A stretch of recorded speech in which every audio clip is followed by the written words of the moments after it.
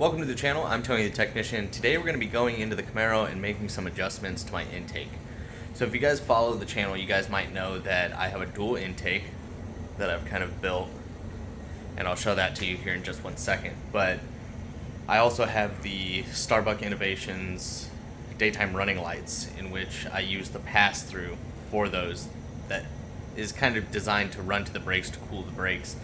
I have ran them up the fender, in through the fender, close to the air filter, and while that works, I think I've come up with a better idea. I just need to make some changes in order to make it work, but I'm going to share that with you guys, show you kind of what I'm doing, and hopefully it works out nicely. But let me go ahead and show you what I'm thinking, and hopefully it turns out how I expect. So here's my intake, and I tried to get it out of the way from all of the heat as much as possible. I know it's kind of still in the engine bay, so it's not a cold air intake, it's just cooler being over here than it would be directly above the engine. And these are the Starbuck Innovative daytime running lights. The bottom 2/3 of it is actually an air vent that runs to a 3-inch flexible hose that runs up, and you can kind of see it right there. That's the elbow, and it actually sits right here. So as I'm driving, it forces air up into the engine bay right next to the filter. Same thing on the other side. I'm doing some work over there right now. That's why that one's pushed down a little bit further. But both of them kind of aim directly towards the filters. But what I'm thinking is I'm going to actually, the bottom of each one of these trays, since I did a battery relocation and I got rid of all the charcoal canister and all of that, I'm going to drill actually a 3-inch hole in the bottom of each one of these trays and take that elbow and mount it to where the elbow just kind of angles directly towards the air filter. Gives it a little bit more direct air to those filters. So that's what I'm going to be working on, and we'll see how it works out. Okay, so all I've done so far was remove the filters to give myself a little bit more room. Then I removed the vacuum ball. Actually mounts right underneath here, and that's I believe that just aids in starting the vehicle back up. It's just a reservoir for a little bit of vacuum, which I can just easily find a location for once I get the hose routed where I need it to. Besides that, all I did after that was locate the center of each tray, which you can see my silver mark on each one, and then I'm going to drill a hole, and then once I have my pilot hole started, then I'll be using, elbow is 3 inches, so I got a 3 1/4 inch hole saw. I didn't have anything this big, so I had to go out and pick this up. I think the largest one I had was 2 1/4 or 2 1/2, so that wasn't going to work. So we'll start with the pilot hole on each side, then we'll start getting it cut out. I think it might be a little bit awkward on this side, actually on both of them, just because it's not a flat surface. The hole saw is going to be catching one side before the other side, but hopefully it doesn't cause too much of an issue. I'll go ahead and get going on that, and we'll see how it turns out.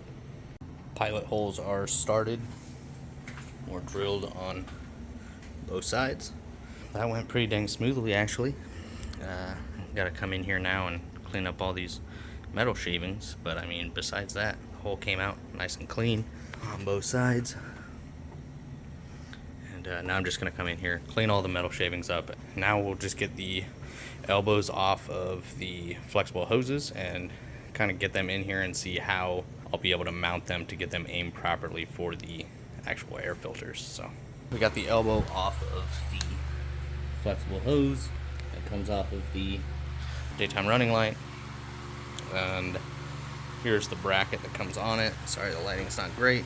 So my idea is, try and show you best as I can, get it mounted something like this, so it will be basically directly into the front of that filter once it's attached.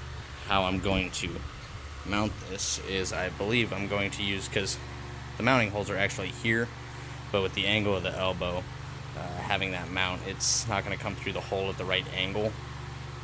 So I can rotate this mount on here So instead of using the actual mounting points, I'm going to run a couple of bolts through here, and just imagine this below this panel. I'll be running a bolt through this corner and this corner, and then it'll basically be sitting like that, except the mount will be underneath so it's not visible. And then I may use some of that door trim or door edge protector afterwards, after I get this done. Come back and run a little loop in here. I did repaint it, so you won't get any rust or anything. I'm gonna do another coat from the underside. I did one from the top side on both sides. I still have to remove the elbow over here. Got this side done up as well.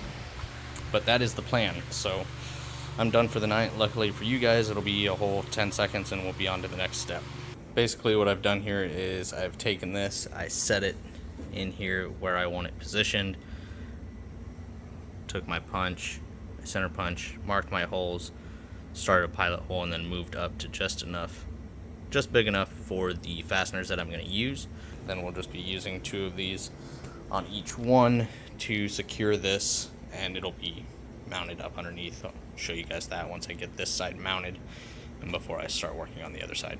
So I ended up having to change to some larger hardware because the hardware I had before was just slightly too short, and this is the length that I needed, but it was a little bit bigger of a fastener, but no big deal.